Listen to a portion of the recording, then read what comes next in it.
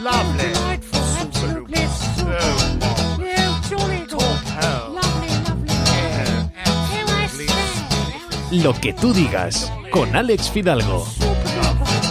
You'll find us in high places, but we are not your friends. We use you and abuse you all for our untwisted ends. You think that it's your country, it's ours, you silly twits. We're the notorious, happy and glorious, clench your professional. Hola amigos, ¿qué tal? ¿Cómo estáis? Voy a empezar la introducción a este episodio con una cita. Todo el mundo querría vivir mucho tiempo, pero nadie quiere ser viejo. Esta frase del escritor irlandés Jonathan Swift, el autor de Los viajes de Gulliver, no puede ajustarse más a la realidad. Yo creo haber reconocido en alguna ocasión en este podcast que estoy un poco obsesionado con la vejez. La estudio, la investigo, la observo. ¿Por qué envejecemos? ¿Qué pasa en el interior de nuestro cuerpo y de nuestra cabeza cuando envejecemos?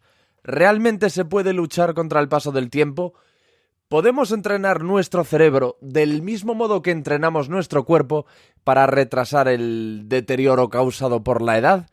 ¿Y cuánto viviremos en el futuro? ¿A cuánto puede aspirar a vivir el ser humano? Porque yo creo que, claro, todos queremos vivir más de un siglo, todos firmaríamos vivir más de un siglo. Claro, si lo vamos a hacer bien. Si vamos a vivir más de un siglo, bien. Si nos dicen que llegaremos a vivir un siglo, si nos dicen que llegaremos al centenario, achacosos y desmemoriados, yo creo que todos estamos de acuerdo en que pediríamos papas. Para resolver unas cuantas del millón de dudas que tengo acerca de la senectud y de cómo podemos retrasar su llegada inexorable, me he puesto en contacto con una de las personas que más sabe del tema en nuestro país, el profesor Antonio Ayala, catedrático de Bioquímica y Biología Molecular, investigador y experto en medicina antienvejecimiento. Y ya os lo adelanto, esta conversación va mucho más allá de la ciencia. En esta conversación también tiene mucho que ver el alma. Ya me contaréis.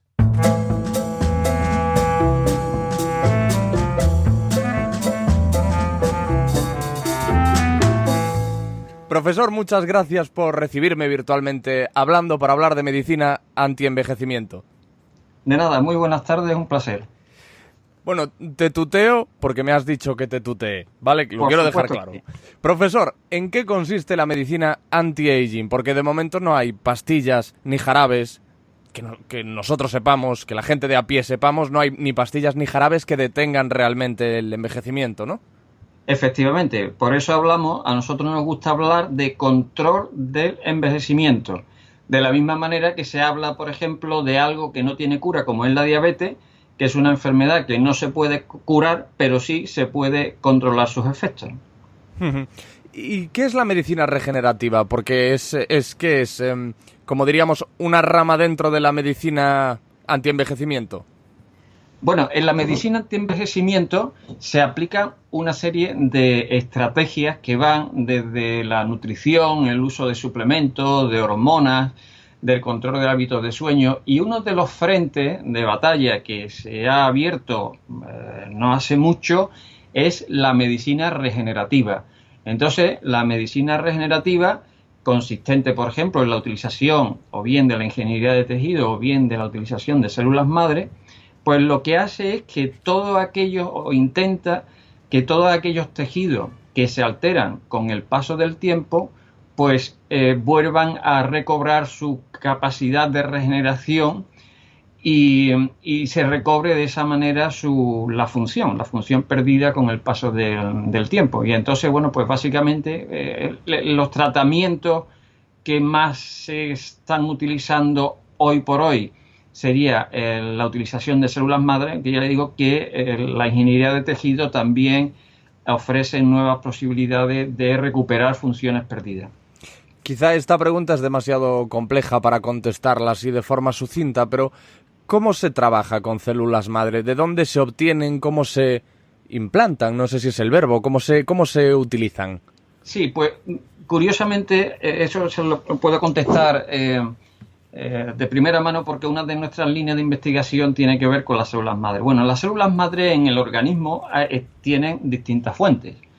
Las hay hematopoyéticas, pero las hay embrionarias, pero también se vio no hace mucho que existen en el cuerpo células madres adultas, es decir, células madres que están básicamente residentes en casi todos los tejidos.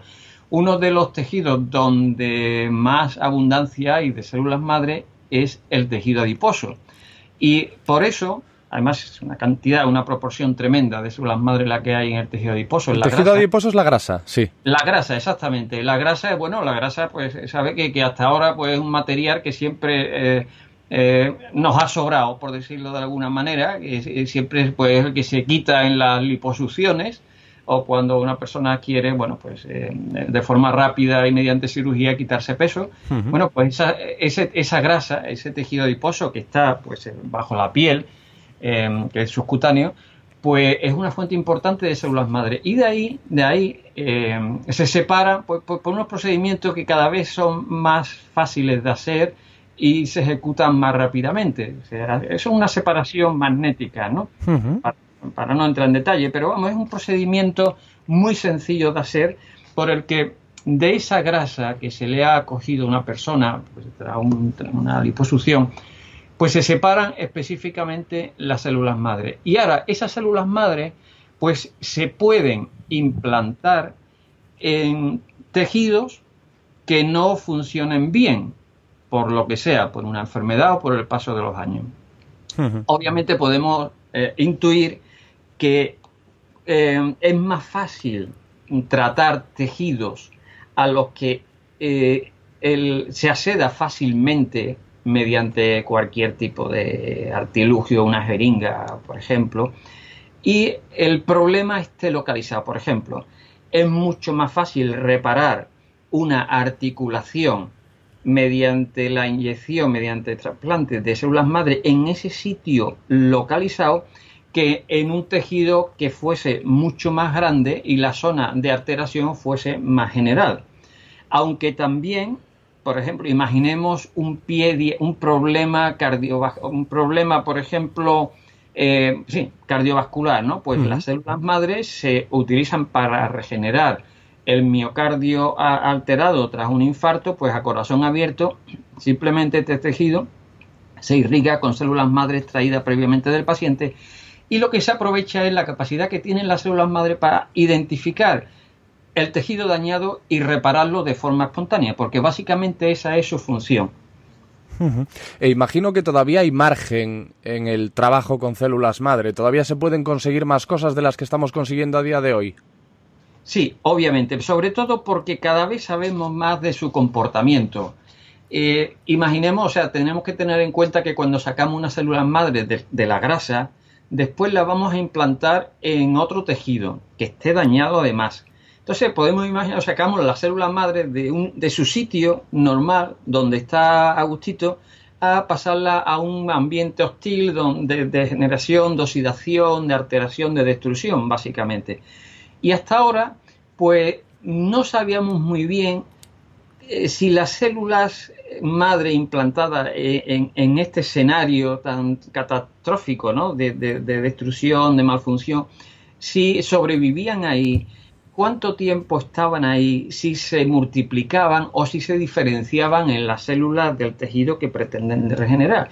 Y bueno, esto hasta ahora se hacía un poco empíricamente, pero ya sabemos que están ahí, que se quedan en la zona de daño, que al cabo de los 6 meses, por ejemplo, están vivitas y coleando en ese sitio y que además alguna de ellas se diferencia en las células propias del tejido donde se han implantado, independientemente que sea otro tejido distinto de donde estaban antes, que en este caso es la grasa. Como que, digamos que aprovechamos que las células madres saben lo que tienen que hacer y su capacidad fundamental de regeneración la llevan a cabo lentamente, por eso también recomendamos que cuando se hace un tratamiento a base de células madres, pues que se espere unos 6 meses para ver los resultados, porque hay que darle tiempo a esta célula a aclimatarse a esa nueva localización y a esa situación con la que se encuentra, que es puro desastre, pura oxidación. Profesor, ¿realmente cuánto sabemos de lo que pasa dentro de nosotros? ¿Qué porcentaje dirías que sabemos de lo que pasa dentro de nosotros, de nuestras capacidades, de nuestras posibilidades? Bueno, a ver, en el caso concreto del envejecimiento no sabemos mucho y también, pero sí sabemos cosas. A ver, hay muchas cuestiones que los humanos no sabemos. A ver, no sabemos por qué dormimos, no sabemos dónde está la conciencia, no sabemos si estamos solos en el universo. Y una de las cuestiones que no sabemos es precisamente por qué envejecemos. Hay muchísimas teorías que intentan explicar el porqué de este proceso, pero ninguna de ellas, hay 300, pues ninguna de ellas explica enteramente por qué en un momento determinado nuestras células empiezan a perder función y por qué envejecemos. Esto no quita para que, aunque no sepamos estas cuestiones, sí sepamos todos aquellos factores que aumentan o acortan la vida. Uh-huh. Y ahí es donde se basa la mayoría de las estrategias de intervención relacionadas con la medicina antienvejecimiento. Es decir, por ejemplo, sabemos que fumar acorta la vida. Sí. Eso es obvio. Sabemos también que el comer una determinada cosa pues también la acorta, o al contrario, si comemos cosas beneficiosas, nutrientes beneficiosos, pues se alarga. Entonces, el hecho de que no conozcamos por qué envejecemos, eso no quita que se hayan hecho verdaderos avances en saber perfectamente cuáles son los factores que acortan y alargan la vida. Entonces, la medicina antienvejecimiento, ¿qué hace? Pues intenta poner junto todos aquellos factores que alargan la vida y eliminar todos aquellos que la acortan. No tenemos todos los datos, es lo que acabas de decir precisamente, pero ¿qué es lo que sí sabemos de por qué envejecemos? ¿Qué le pasa, por ejemplo, a nuestro exterior para que se haga evidente el paso del tiempo? A ver, no sabemos por qué envejecemos, pero sí hay teoría más admitida que otras. Por ejemplo, una teoría que es muy popular es la teoría de los radicales libres. Según esta teoría, las oxidaciones, los oxidantes, pues son los responsables de que envejecemos, de la misma manera que son responsables del origen de muchas otras enfermedades. Entonces, las oxidaciones están ahí siempre subyacentes al proceso del envejecimiento, aunque no se haya demostrado específicamente que sea la causa principal. Tengan en cuenta que uno de los problemas que tenemos cuando estudiamos el envejecimiento es distinguir causa de efecto. Por ejemplo, el pelo gris, las canas sabemos positivamente que eso es efecto del envejecimiento. Sin embargo, a nivel molecular ya la cosa no es tan clara. Y, por ejemplo, los telómeros o las mismas oxidaciones, no sabemos si son la causa raíz o si es algo secundario a una causa más anterior. Los telómeros, que en algún momento escuché hablar de los telómeros y de cómo se manifiestan en ellos, cómo se manifiesta la vejez. Y no sé si es que se acortan o que se alargan. Se acortan. Se acortan los telómeros. Se acortan. A medida que cuando una célula se divide, las células hijas, las células descendientes, tienen unos telómeros más cortos.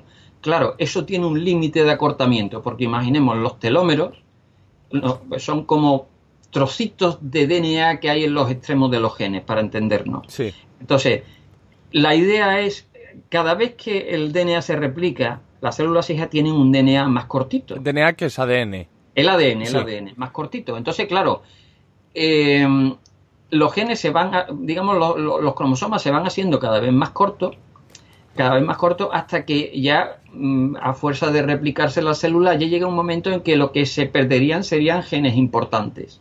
Ajá. Entonces, los cromosomas, las células que se dividen muchas veces, por ejemplo, la célula de la piel, las células intestinales, pues ¿a qué recurren? Pues ponen estos trocitos en los extremos de los cromosomas, de forma que al dividirse los cromosomas sean un poquito más cortos, pero hasta que ya se empiezan a perder genes importantes. Entonces ya, no cualquier tipo de gen, porque ya si se pierde un gen ya no funcionaría bien la célula y el daño se propagaría a las siguientes generaciones de células. Entonces, digamos, aunque esto es una aproximación, esto es para que se entienda un poquito, porque los telómeros tienen también otras funciones de estabilización de los cromosomas, pero serían trocitos de ADN que se pueden perder cada vez que la célula se divide, hasta un punto en el que ya lo que se perdería serían genes importantes, y en ese caso ya la célula deja de dividirse.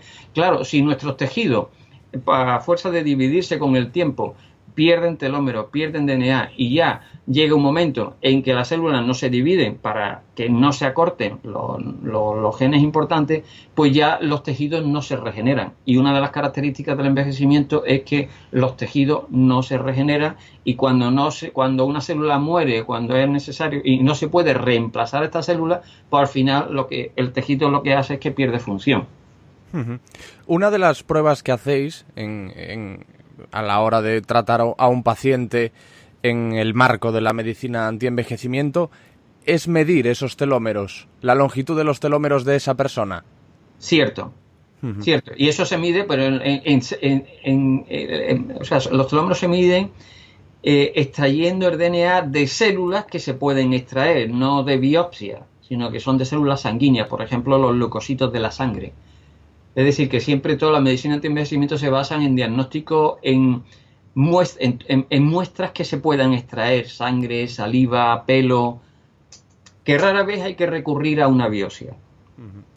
¿Y existe la posibilidad de una persona que exteriormente parezca que se mantiene muy bien y que está muy joven, que le hagáis estas pruebas y resulte que los telómeros no arrojen ese resultado, no estén acordes a su apariencia? Es cierto, aunque lo de la apariencia joven, claro, hay que fijarse en muchos detalles, ¿no? Es decir, por ejemplo, ya no solamente se trata de la arruga de expresión, sino, por ejemplo, una persona de cierta edad pues puede tener una piel sin manchas típicas de la edad, y eso quiere decir que la persona pues se ha cuidado o tiene una genética buena. Entonces, está claro que el envejecimiento es una cosa muy particular de cada persona. ¿Por qué? Porque el envejecimiento es un 70% hábitos de vida y un 30% genética. Entonces, esto, según los hábitos de vida que una persona haya seguido, pues habrá envejecido prematuramente o más lentamente. Y esto se nota, ¿eh? No se nota solamente en el aspecto de la piel, sino en su forma física en general. Normalmente, sí, pero se puede dar la circunstancia de que a lo mejor una persona, imaginemos, 50 y tantos años, activa, que supuestamente se sienta sano, y que imaginemos que por estrés laboral, pues está como más envejecida que lo que le correspondería por su edad. Y entonces, aquí sí es cierto que nos podemos encontrar con personas que estén aparentemente sanas, pero que estén envejecidas a nivel molecular. Aunque ya le digo que normalmente ese envejecimiento molecular se refleja a nivel externo, por la apariencia en general de la persona. Estamos hablando ahora de ese envejecimiento visual, de la apariencia. Imagino que habrá dos o tres focos principales o caballos de batalla a los que apuntar a la hora de tratar el envejecimiento. Entiendo que por un lado está el cognitivo, por otro... esto lo estoy diciendo yo y perdóname porque lo digo de una forma muy peregrina porque estoy hablando por hablar. No es que no lo he estudiado tan a fondo, pero entiendo yo que por lógica será por un lado el cognitivo, por otro el superficial, el que afecta más a la apariencia, y luego lo que va bajo el capó, ¿no? Huesos, músculos, órganos, etcétera. ¿Es así? ¿Podríamos hacer esta repartición, esta diferenciación? Sí, indudablemente para envejecer bien hay que cuidar el cuerpo, la mente y el entorno, básicamente. Entonces, para eso, las personas que lo hacen muy bien en todos estos aspectos, por ejemplo, son los centenarios, que son las personas de longevidad extrema.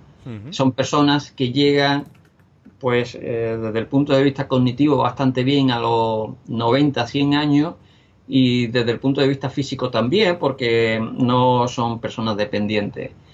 Y en general, cuando analizamos los hábitos o la genética de los centenarios, vemos que son personas que viven en zonas poco industrializadas, que tienen mucha relación social. Son personas activas, pero activas en el día a día, no porque vayan al gimnasio 1 hora a la semana, 1 o 3 horas a la semana. Y además son personas que no reaccionan de forma extrema ante las adversidades o ante los problemas, sino que son personas tranquilas en general, aunque después unos carva entre los centenarios, bueno, y beben vinillo, en fin, que se echan su buena siestecilla. Entonces, básicamente hay que cuidar la parte, el cuerpo, la mente también y el entorno donde uno vive. Básicamente son las 3 cosas que hay que llevar para adelante siempre. Descuidar, si una persona puede hacer mucho ejercicio físico, pero la parte cognitiva, pues no la cuida, está muy estresado por lo que sea. O al revés, o una persona que no esté estresado, pero después pues fume o coma mal, pues ahí hacemos un mal cóctel. Básicamente, en medicina de envejecimiento lo que decimos siempre es, hay que poner juntos muchos detalles, muchos.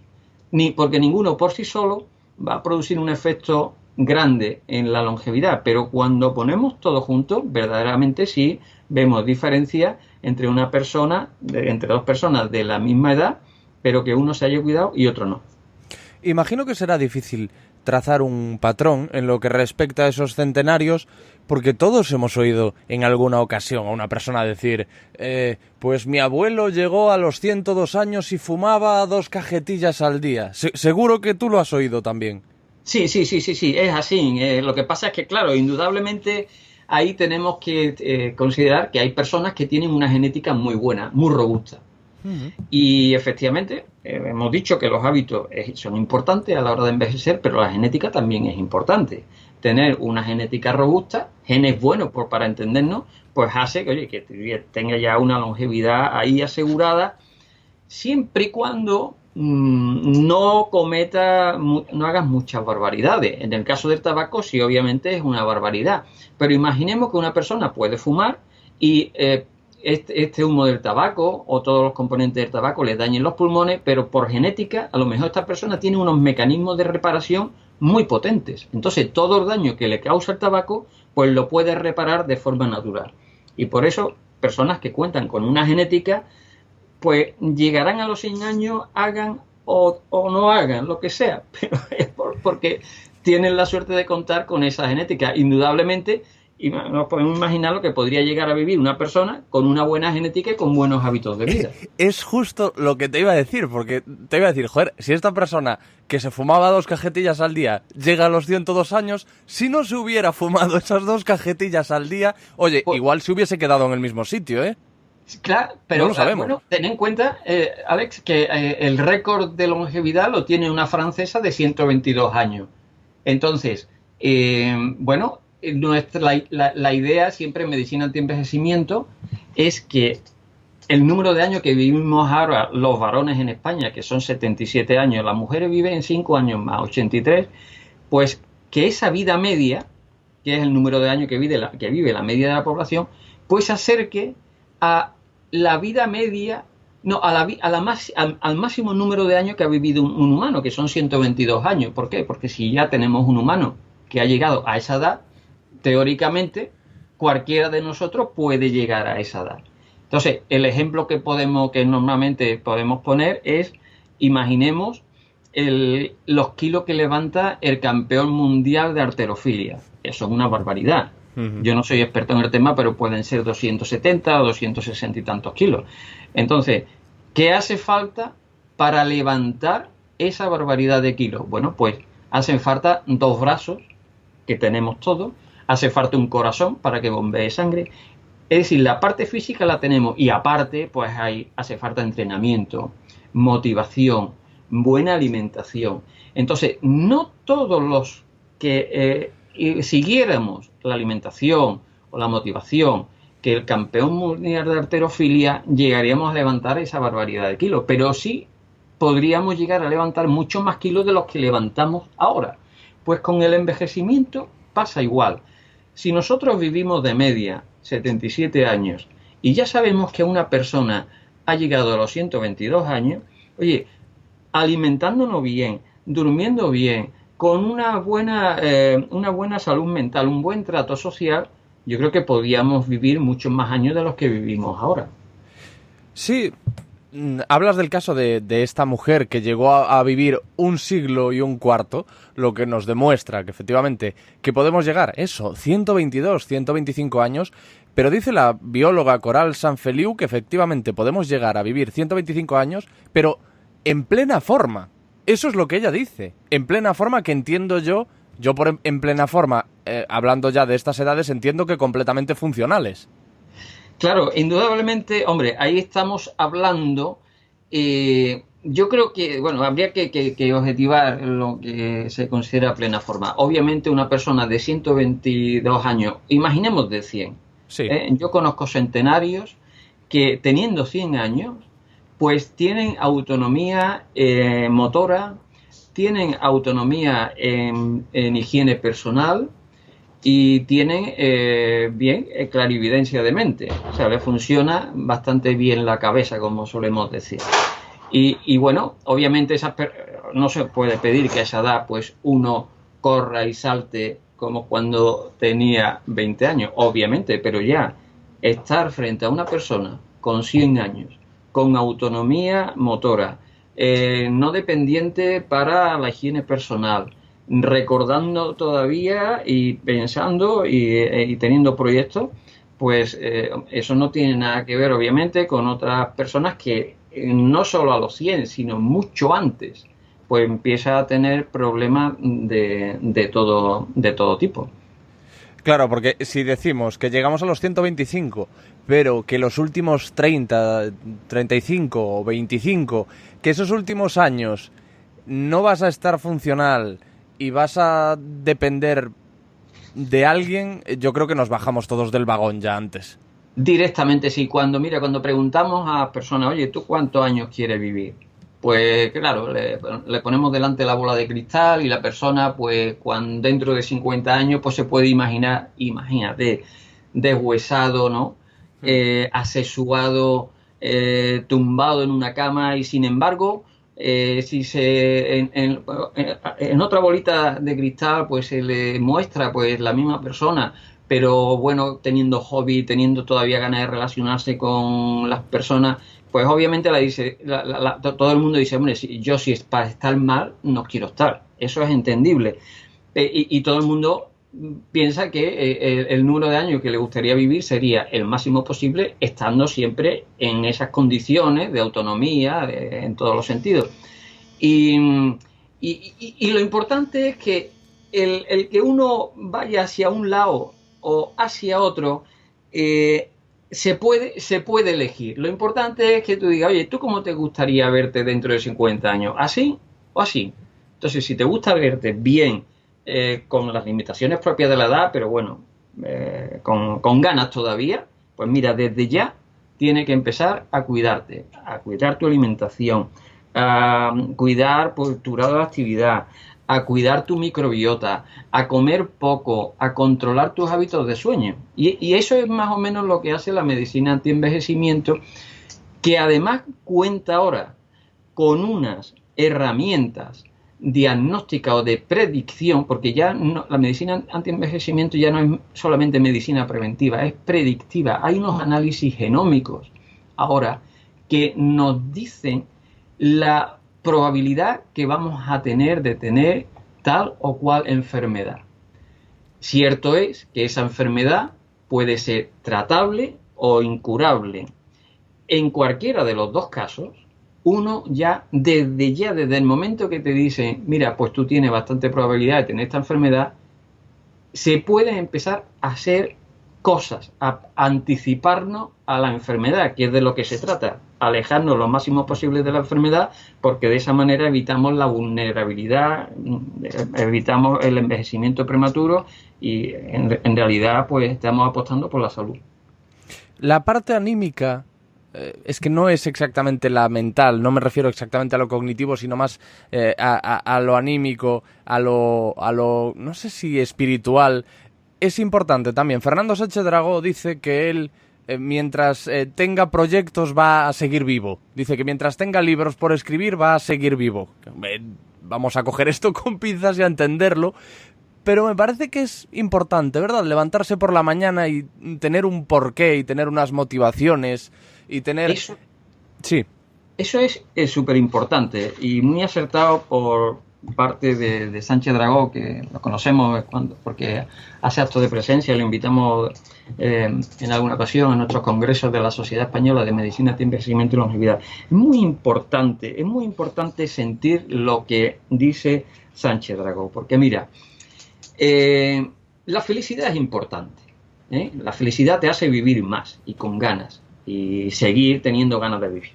Y entonces, pues bueno, si uno extrae cuáles son, intenta poner junto cuáles son las moléculas de la felicidad, pues te das cuenta que son, por ejemplo, las endorfinas, la dopamina, la serotonina y la oxitocina. La dopamina, por ejemplo, que es un neurotransmisor que nos hace sentir placer, bien. Sí. Exactamente. Entonces, bueno, pues, ¿qué pasa? Pues conseguir metas hace liberar dopamina.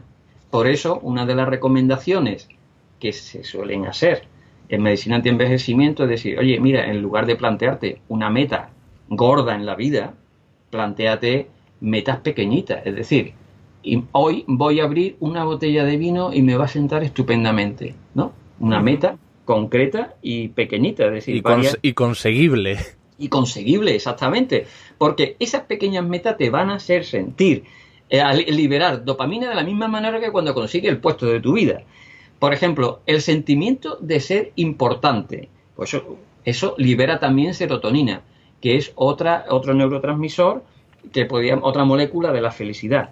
Bueno, pues entonces a las personas deprimidas se deprimen porque tienen la serotonina baja. Entonces, una recomendación, si alguien piensa, se deprime así o está un poquito apático, pues libera serotonina recordando cosas que has hecho. ¿De acuerdo? Porque el cerebro en ese sentido no distingue entre si lo estás consiguiendo ahora, o no distingue muy bien entre lo real o lo imaginario. Entonces, en ese sentido, bueno, si tú te sientes a lo mejor un poco triste o apático, piensa en cosas que has logrado y que has hecho. Después, las endorfinas, que son otras moléculas de la felicidad, bueno, pues las endorfinas se liberan, bueno, pues, por ejemplo, oliendo, haciendo deporte, oliendo determinados aromas, por ejemplo, a lavanda o vainilla, olores agradables, con un poquito de chocolate, por eso se recomienda también en antienvejecimiento un poquito de chocolate. En definitiva, tomar el solecito, este solecito de otoño, después de un mes lloviendo, que sale un día soleadito, ¿no? Y un día fresquito, que no el sol del verano contra el que te tienes que proteger, sino el solecito este de otoño o de invierno, pues eso también secreta endorfina. Escuchar música, también una barbaridad. Socializar, cotillear en el buen sentido, no cotillear de decir, oye, ay, que este tío que le ha ido mal, no, sino cotillear así, como uno cotillea con las amistades. Oye, Manolito, te lo he leído, el cotilleo sano, sí. El cotilleo sano. Entonces, y todas esas moléculas, que ya hemos dicho tres, y la oxitocina, que también se produce en los orgasmos, pero también se ha visto que dar un abrazo, abrazar o recibir un regalo, eso produce oxitocina. Entonces, son moléculas que nos van a hacer sentir bien. Y entonces, si tenemos cierta autonomía física y nos sentimos bien, yo creo que a todo el mundo le gusta seguir viviendo el mayor número de años posible. Y en eso, básicamente, consiste la medicina antienvejecimiento: cuidar el cuerpo, la mente y, por supuesto, el entorno, porque un entorno tóxico como el que tenemos ahora, pues también hay que huir de él lo máximo posible. Hay un libro maravilloso que se llama El hombre en busca de sentido, de un psiquiatra, Viktor Frankl, que vivió durante bastante tiempo en un campo de concentración de la Alemania nazi como prisionero. Y en este libro, lleno de lecciones vitales, una de las cosas que cuenta este psiquiatra, el doctor Frankl, es que la gente que perdía las ganas de vivir o que no tenía suficientes motivaciones esperándole fuera de los muros de ese campo de concentración, sucumbía a las penurias de la vida en prisión y moría, pues por hambre, pues por frío, y en cambio quienes sí tenían cosas esperándoles fuera, sobrevivían y eran capaces de tirar para adelante, viviendo en exactamente las mismas condiciones que los que perecían. Eso está un poco en la línea de lo que estamos hablando. Sí, enteramente. Y ya no solamente en el caso concreto de los campos de concentración, sino en los casos de personas que han sufrido en una catástrofe, se han visto envueltas en una catástrofe y simplemente la ilusión de salir, de reencontrarse con su familia es lo que le ha permitido solucionar esa situación. Además tenemos que tener en cuenta una cosa, Alex. Cada vez vivimos más, cada vez vivimos más. Es decir, a la velocidad a la que está aumentando la longevidad son 10 horas al día. Es decir, los niños que nazcan mañana van a vivir de media 10 horas más que los que han nacido hoy. Entonces, ante ese horizonte en el que vamos a vivir un mayor número de años, está claro que una de las cosas que vamos a tener que hacer es, vamos a ver qué aficiones tengo, cómo ocupo todo el tiempo que voy a tener por delante. Porque básicamente antes terminaba uno, se jubilaba y moría. Ahora no. Ahora incluso por ahí se dice que, que se va a poder llegar a vivir eternamente. Pues cuando nos planteamos un horizonte a medio largo plazo de que vamos a vivir muchos más años de los que vivimos ahora, pues hay que empezar a pensar en el futuro. Porque hay cuestiones importantes, es decir, ¿cómo voy a emplear mi tiempo? ¿A qué me voy a dedicar? Porque yo estoy seguro que en el momento, si uno fuese inmortal, si uno ya ha dado todas las vueltas al mundo que debe de dar, ya ha aprendido y ejecutado todas las aficiones que le gustaban, ya llegará un momento en que la persona, como no tenga motivación o cosas atractivas que hacer, está claro que entonces sacará la bandera blanca y pedirá que le dejen morir plácidamente porque ya aquí ha cumplido todo lo que se había planteado.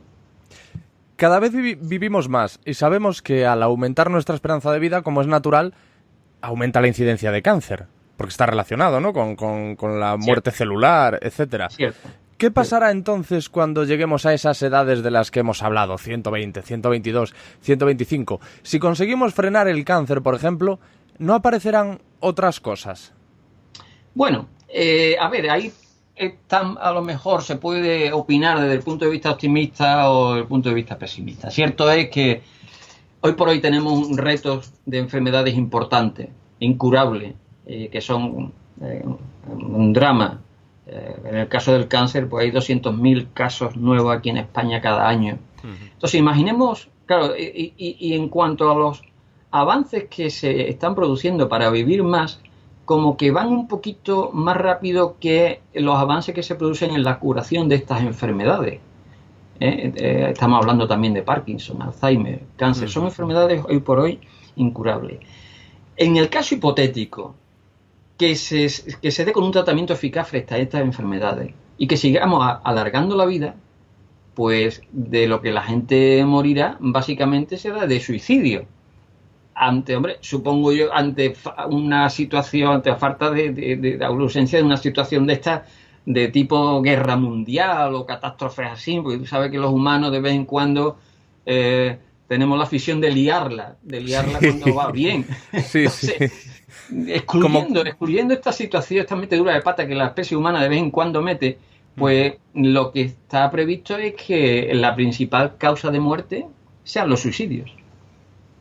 Sí, sí. Motivado por esto, porque ya lleva uno tanto tiempo, ya hayas visto, uno tiene ilusión por ver a sus hijos, cómo crecen sus hijos e incluso los nietos, pero ya los bisnietos ya son como especies de otra galaxia, son seres desconocidos, ¿no? Y ya a partir de ahí como que uno no tiene más interés en ver las nuevas generaciones. Entonces ahí habrá un momento en el que uno diga, pues mira, no, ya he visto, ya yo he cumplido aquí mi misión, la que cada uno se haya planteado. Pero esa situación es verdaderamente a la que hay que aspirar, ¿no? Porque, las enfermedades incurables, pues ahora mismo que el cáncer, ¿no? Pues la verdad es que trunca la vida de muchas personas que tendrían muchísimas ganas de vivir, de continuar viviendo con sus proyectos y que lamentablemente pues se cruza una enfermedad de este tipo y bueno, tienen los días contados básicamente. Fíjate, esto que estamos hablando demuestra lo importante que es, y yo tengo el pleno convencimiento de que está perdiendo importancia en las nuevas generaciones que están llegando, la importancia de las inquietudes intelectuales y espirituales, porque va a llegar un momento en el que vivamos esos años y ya no tendrá, inevitablemente, en algún momento de ese trayecto ya no tendrá importancia cómo luzcamos, ya no tendrá importancia lo que tengamos, sino lo que llevemos por dentro. Me está quedando muy intenso todo esto, pero es que no lo puedo evitar. Sí. Además es así porque digamos que las personas intentamos cultivar dos tipos de belleza, la exterior y la interior. Y la belleza exterior, que la cuidamos, ¿no? La cuidamos, pues, bien desde dentro, con tratamientos estéticos, haciendo lo máximo que se pueda hacer, pues tiene que ir acompañado de una belleza interior. De una belleza interior, pues eso, cultivándola en muchos sentidos.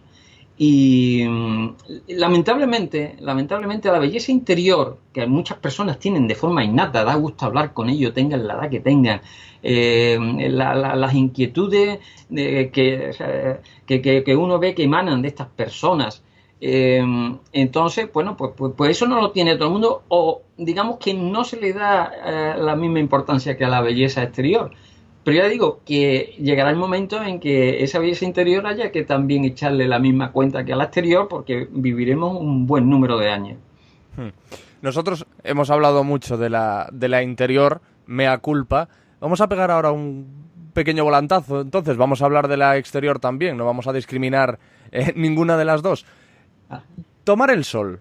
Hemos hablado de los beneficios de tomar el sol, pero hacerlo sin las precauciones necesarias es uno de los mayores aceleradores del envejecimiento de la piel, o eso es lo que todos hemos oído en alguna ocasión, que el moreno, el bronceado, en el momento muy bien y muy bonito, pero son deudas que la piel acaba pagando. Cierto. El sol, la verdad es que, bueno, eso está súper demostrado, de la misma manera que está demostrado la relación del consumo del tabaco con el cáncer de pulmón. O sea, la relación del sol con los melanomas, es que está ahí, es decir, no, eso es incuestionable. Y verdaderamente, bueno, los que ya tenemos cierta edad, cuando íbamos a la playa, lo de utilizar protección solar no es una cosa que se estilara mucho. Y sin embargo ahora ya yo lo veo que la gente joven en la playa, cuando estoy, pues que ya todos se protegen. No sé si convenientemente o no, porque también hay que tener en cuenta que según la crema, el tiempo que permanece en la piel tras el baño, los factores de protección, pues a lo mejor habría que conocer un poquito más, pero que está claro que del sol, sobre todo del sol intenso, del verano, esto hay que protegerse porque el sol es fuente, una cantidad de radicales libres y de daño en la piel y de cáncer en la piel. Entonces, eso fuera de toda duda. ¿Tomado con cuidado puede tener beneficios para la piel? Sin duda, sin duda. Ten en cuenta, sobre todo desde el punto de vista de la síntesis de vitamina D, que es muy importante, ya no solamente para los huesos, sino como anticanceroso y para muchos otros aspectos de la salud. Bueno, pues de vitamina D, la mayoría de las personas que piensan que pueden pensar que tienen unos niveles normales, pues tiene unos niveles por debajo de lo que sería recomendable. Entonces, tomar el solecito, ya digo, sin abusar del sol de verano, que hay que protegerse definitivamente, pero el sol de invierno, el sol de otoño, primavera, tiene ese efecto positivo sobre los niveles de endorfina y sobre los niveles de vitamina D. De hecho, yo recuerdo que las abuelas antes, cuando los niños nacían en invierno, lejos de abrigarlo ahí del frío, pues le ponían siempre como unos pantaloncitos cortos o le quitaban la mantita para que en el sol le incidiera el sol incidiera en las piernas, en las piernecitas y demás. Es una cosa que yo recuerdo que se hacía antes. O sea, el sol tiene su efecto positivo, obviamente, pero siempre con sumo cuidado, y sobre todo en las épocas centrales de los días y en los periodos estivales. El otro gran miedo en lo que respecta a la apariencia, más allá del envejecimiento de la piel, que entiendo, bueno, el envejecimiento de la piel, aparte de lo que hemos dicho, de la exposición al sol, ¿qué otros, como diríamos, qué otros causantes hay de ese envejecimiento más rápido en algunas personas de la piel? El humo del tabaco, sin duda. O sea, las personas que fuman tienen una piel muchísimo más arrugada, muchísimo más envejecida, fundamentalmente. Y por otro, hay que tener en cuenta que la piel se nutre por dentro. Es decir, la piel es que está sometida al envejecimiento exógeno del sol, por ejemplo, o de todo lo que productos de higiene, imaginamos que con los que utilizamos todos los días, pues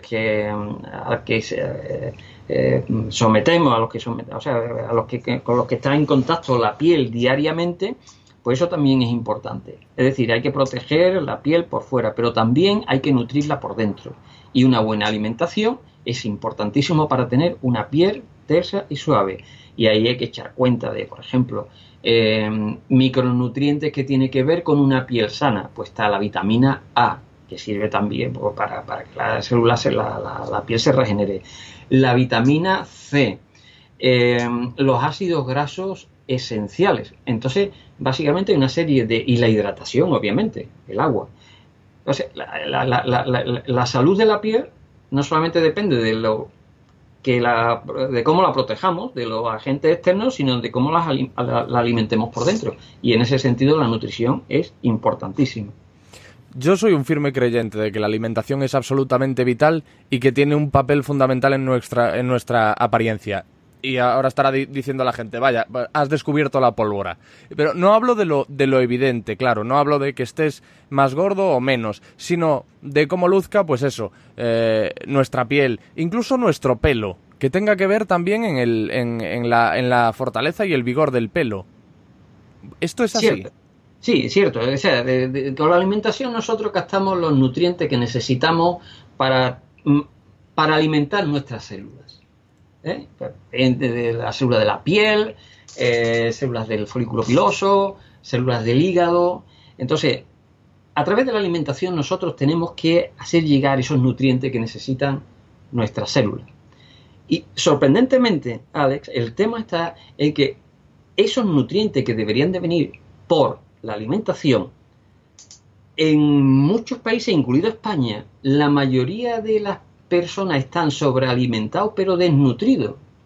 ¿Qué quiere decir? Que somos deficientes en muchos micronutrientes que deberíamos de obtener de la dieta y que por lo que sea, porque no tenemos tiempo o no le prestamos suficiente atención, pues no lo recibimos. Y aquí es donde entra a formar una parte importante de las estrategias anti-envejecimiento el uso de suplementos.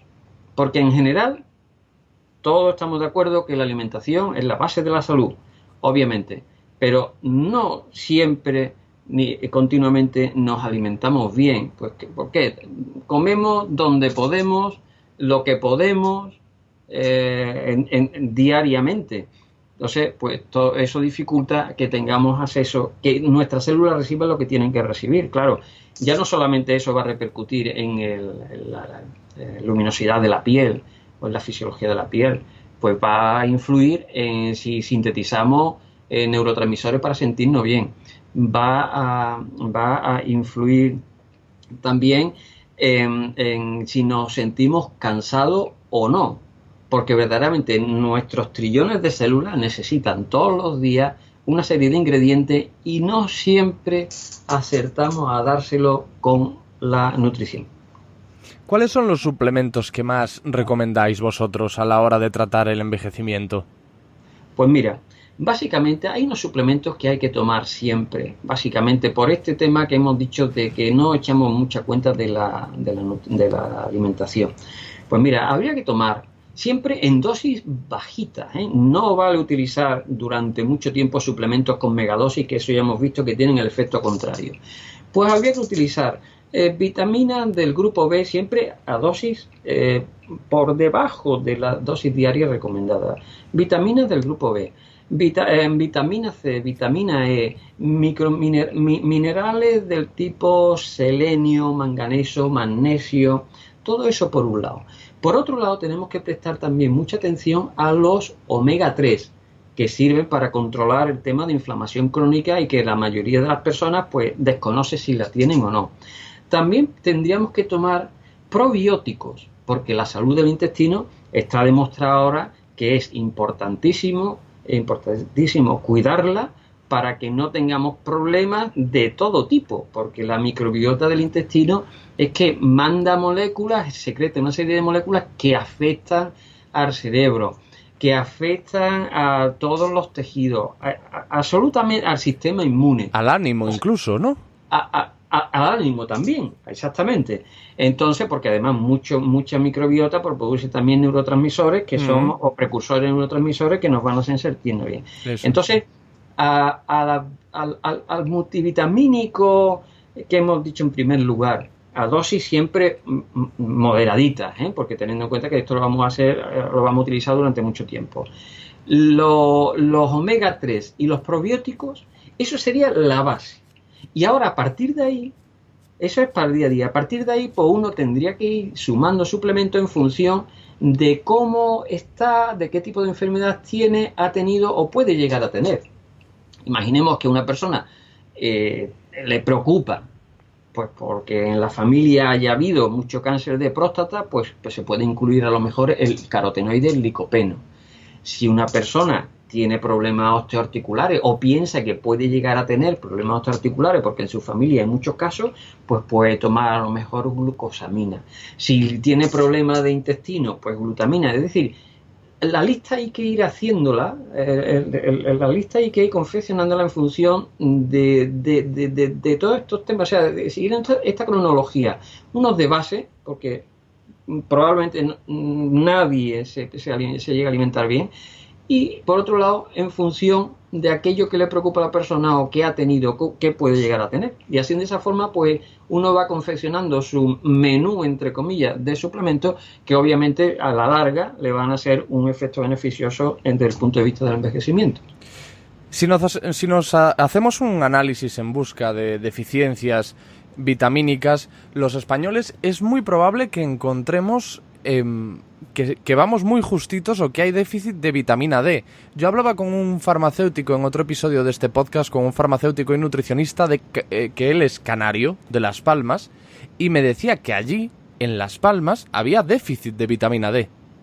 Cierto, porque efectivamente cuando uno se lleva la gran sorpresa de que piensa que por vivir en un sitio soleado, como en el caso de Las Palmas, pues van a tener unos niveles normales de vitamina D. Y sin embargo, esto no es cierto. Y lamentablemente la vitamina D, como hemos dicho antes, Ale, ya no está relacionada solamente con el metabolismo de los huesos, sino también está relacionado con el cáncer, con la hipertensión, con muchas otras enfermedades que hasta ahora no se conocían que tuvieran que ver con la vitamina D, pero que ahora sí se sabe positivamente. Y además, eso sí, en muchas personas que piensan que pueden tener unos niveles de vitamina D de 20, no, por encima de 20, pues resulta que se encuentran niveles de 4 o 5.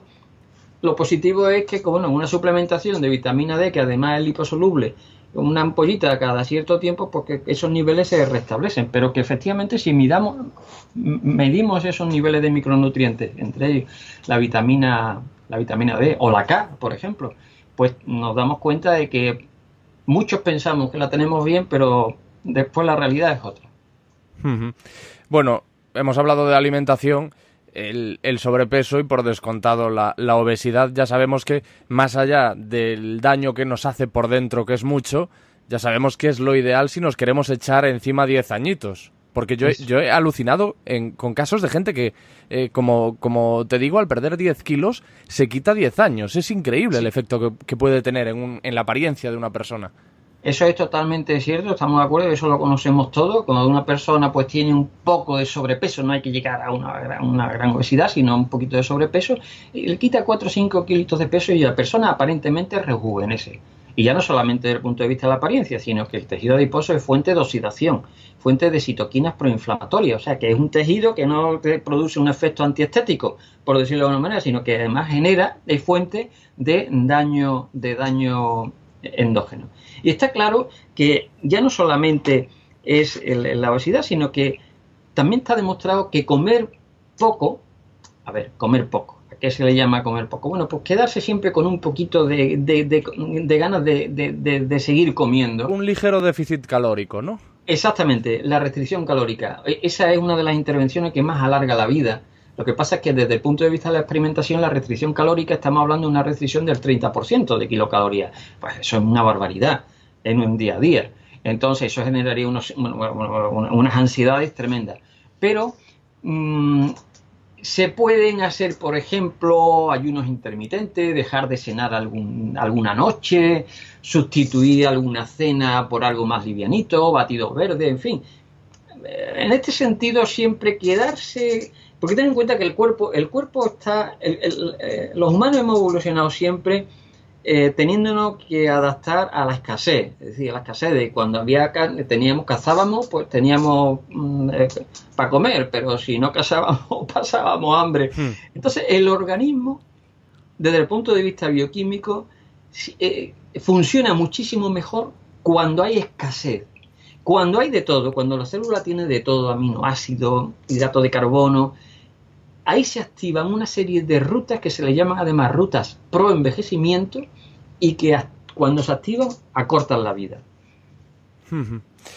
El otro gran miedo en lo que respecta a la apariencia, un miedo muy, muy masculino, pero bueno, en ocasiones también afecta a algunas mujeres, es el de la alopecia. Es la alopecia. ¿Sabemos por qué se produce? Ese es un tema complicado. No sé, siempre se le ha dado el papel a la dihidrotestosterona, un tema hormonal, ¿no? De hecho, las mujeres que tienen a lo mejor un exceso de testosterona, pues a lo mejor tienen menos densidad de pelo. Y en el hombre, pues está claro que la dihidrotestosterona pues, es fuente de la caída del pelo. Pero también hay que tener en cuenta que la alimentación, como has comentado antes, es importante. La alimentación con aminoácidos azufrados, con aminoácidos ramificados, es importante para evitar la pérdida de pelo. Pero hay un componente ahí genético de esa caída de pelo que obviamente, bueno, pues si tiene esa parte genética, pues va a ser siempre una lucha continua frente a la caída del cabello. Pero bueno, para eso están ahora los tratamientos estéticos que hacen unos implantes ahora maravillosos y que a todo el mundo le queda bien. Y bueno, que hay casos de personas mediáticas que hacen no mucho, pues tenían muy poquito pelo y ahora tienen mucho, y especialmente por estos tratamientos estéticos que le quedan maravillosos. A mí se me viene a la cabeza José Bono, Hilario Pino. Exactamente, bueno, y el Rakitic, por ejemplo, ahora de Croacia, Sí. que son impresionantes, porque es que esas técnicas han evolucionado una barbaridad. Sí, o Diego López, el portero. Es que... Pero una pregunta que te iba a hacer, profesor. ¿Los microinjertos de pelo le funcionan realmente a todo el mundo? Es que, efectivamente, yo he visto casos de gente que se ha hecho ese tratamiento y de repente tienen ahí una mata de pelo que parece de un pastor alemán. Pero también tenemos el caso de Rafa Nadal, que no habrá tenido problemas para pagarse las intervenciones que hagan falta y en los mejores centros y con los mejores profesionales, y lo veo en las fotos y aún parece que tiene el pelo fino y débil. Sí, no conocía el caso de Rafa, pero bueno, indudablemente ahí, como hemos comentado, hay una parte genética, ¿no? una acción hormonal ahí en el folículo peloso que si lo tiene, pues va a ser una batalla continua. Y es cierto que, y también dependerá también de que, claro, esto los implantes, los injertos te lo hacen quitándote de un lado y poniéndote en otro. Entonces, según la densidad inicial que tú tengas, pues te producirá unos efectos más estéticos que otros. Y hay un tema que es importante ya que aprovechamos para tratar. Esos champús, esos líquidos, esas ampollas que nos venden, ¿funcionan para detener la caída del pelo? Hombre, el minoxidil de toda la vida, pues sí, algo hace, mantiene, evita, retrasa la caída del cabello. De hecho, hay tratamientos también, finasteride, que también es un tratamiento complementario a los microinjertos. Entonces son tratamientos que ayudan y que retrasan la caída del cabello. Lo que pasa es que, bueno, hay mucha gradación, ¿no? Es decir, que hay personas que la caída del cabello es rápida y a edades tempranas, en otros a lo mejor es más gradual. O sea, que hay, cada persona es un mundo y requiere pues su tratamiento, y los tratamientos pues harán más o menos efecto. Creo que el compuesto más mainstream o el más popular del que escuchamos hablar a la hora de retrasar el envejecimiento, con efecto cosmético, quiero decir, yo creo que si encuentras en la calle alguien que sepa decirte un compuesto que retrase el envejecimiento, lo que te va a decir es la coenzima Q10. En parte me imagino que lo sabremos, sí, gracias a que ha habido campañas publicitarias hablando de productos con coenzima Q10 desde hace mucho tiempo en televisión. ¿Qué hace exactamente? ¿Funciona? ¿Podemos sacarle partido? Sí, la coenzima Q, la verdad es que antes he estado tentado de incluir en el multivitamínico y en esta fórmula de suplemento que estábamos comentando, el multivitamínico más los omega 3, los probióticos. He estado tentado de sacarlo del multivitamínico normal y hacer mención del coenzima Q. Coenzima Q es un antioxidante lipídico muy potente que además forma parte de nuestras mitocondrias, de nuestras células, y que además deja de sintetizarse con el envejecimiento. Entonces podríamos incluir en esa receta que hemos dado al principio el coenzima Q en el caso de que el suplemento vitamínico pues no lo tenga. Le podríamos hacer un apartadito aparte, porque efectivamente los tejidos que más actividad metabólica tiene, como por ejemplo el corazón, el hígado, pues pierden mucho coenzima Q con la edad, y es ya no solamente responsable de que nuestras mitocondrias puedan ejercer su función, sino que además es un antioxidante muy potente, y efectivamente yo creo que ha sido uno de los antioxidantes que desde el punto de vista cosmético más se ha publicitado. Pero hablamos de coenzima Q ingerida, ¿no? A la que tú te estás refiriendo, sí, que funciona. Exactamente, pero que también tiene, como es un antioxidante y además lipídico, es decir, que si aplicada de forma cosmética sobre la piel, se absorbe muy bien y además evita las oxidaciones que pueda provocar, por ejemplo, la radiación solar. O sea, que sería tanto a nivel cosmético como a oral. Bueno, he leído que los ejercicios faciales, que muchos nunca nos los hemos llegado a tomar en serio, que nos pensamos que es una coña y que no sirve de nada, he leído que pueden reducir significativamente los signos del envejecimiento en la cara. ¿A qué le llamamos ejercicios faciales? ¿A mantener, digamos, un buen tono o nos estamos refiriendo al hecho de que, por ejemplo, hay un tema importante que nos hemos hablado, ¿vale?, que es las emociones y envejecimiento, las emociones y enfermedad, ¿no? De cómo las emociones, los impactos emocionales que recibimos a lo largo de la vida, pues eso nos puede llegar a enfermar. Y entonces todos sabemos que las emociones siempre se repercuten en una expresión de la cara. Es decir, nosotros podemos identificar una expresión como de rabia, o de miedo o de repugnancia, y entonces ese efecto, ese reflejarse de la emoción en la cara, también se piensa que es al contrario. Es decir, que si uno está triste, el mero hecho de sonreír, pues ya de esa manera se revierte de alguna manera la tristeza. Es decir, que no estaríamos hablando solamente del efecto de la emoción sobre la expresión de la cara, sino que algunas veces cambiando la expresión de la cara deliberadamente, en este caso lo de sonreír, pues parece que te alegra el ánimo. Y ese experimento lo hicimos una vez en un auditorio donde era muy sencillo. Mira, se les decía a las personas en el auditorio que cogiesen un bolígrafo, un lápiz o lo que sea, y se lo pusiesen atravesado en la boca, ¿no? Atravesado, cogiéndolo así con los dientes. Y a otro grupo de personas, pues, que se lo metieran en la boca, así, ¿no? Como para adentro. Sí. Es decir, uno sería perpendicular a la boca y otro así para adentro. Es decir, que los que cogieron el lápiz con los dientes, pues tenía una expresión así semejante a una sonrisa. Mientras que el que se metía el lápiz en la boca para adentro, como que era una expresión de seriedad, ¿no? De más serio.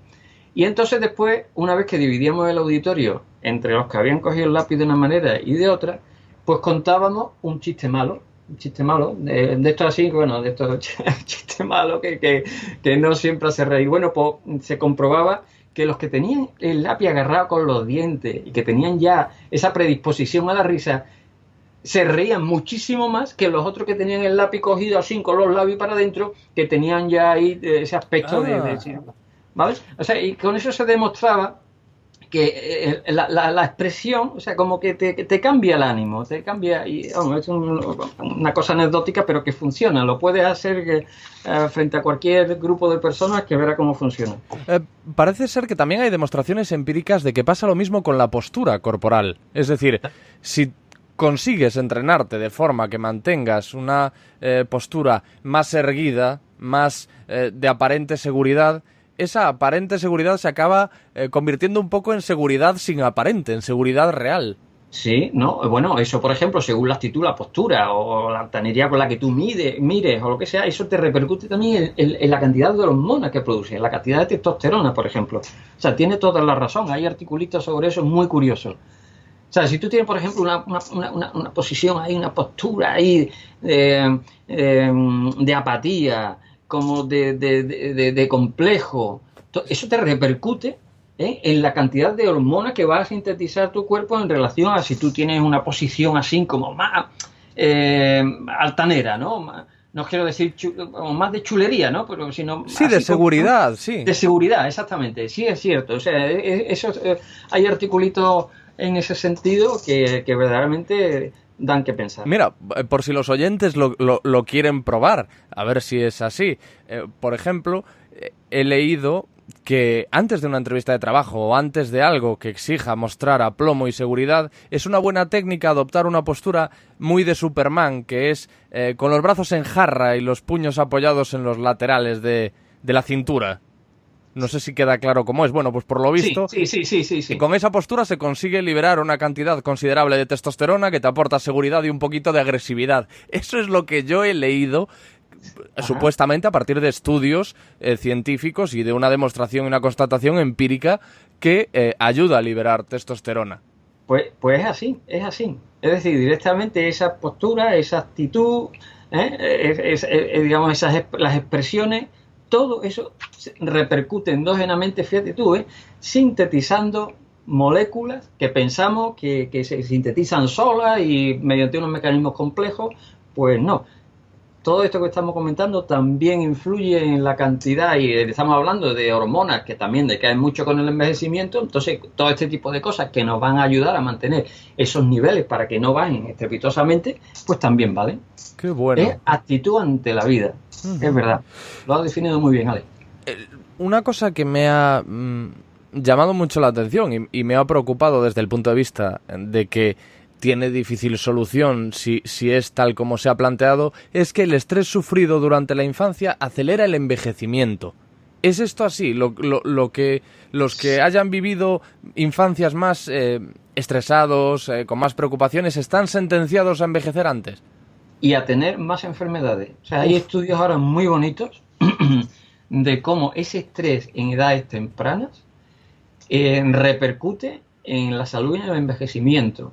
Y bueno, hay ahora unos investigadores muy importantes y médicos clínicos aquí que estudian mucho el tema, en el que obviamente sacan a relucir de que cuando pequeños es que recibimos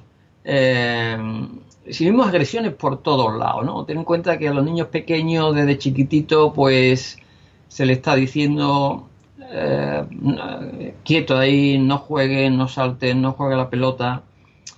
Y hay personas niños que de chiquititos pues son más inquietos, y a todos los niños pequeños los tratamos de educar a través de las mismas normas.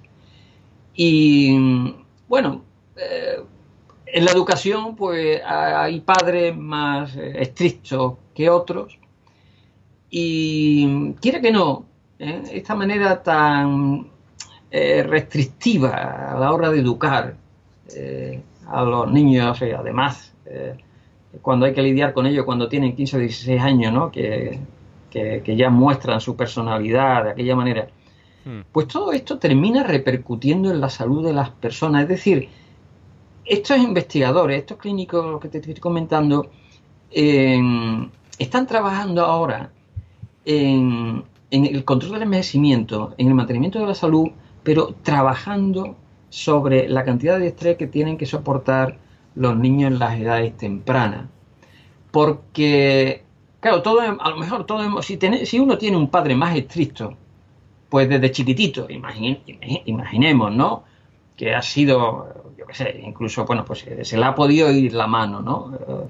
Y entonces lo que pasa es que todo eso nos va impactando desde pequeño. Lo que pasa es que después nuestra parte racional, todo eso lo entierra y lo interpreta de forma que veamos que el concepto de nuestro padre sea siempre más benévolo. Es decir, si hemos tenido algún padre que haya sido muy estricto e incluso se le haya ido la mano de vez en cuando, yo creo que si a todos nos preguntan, bueno, ¿y tu padre cómo era?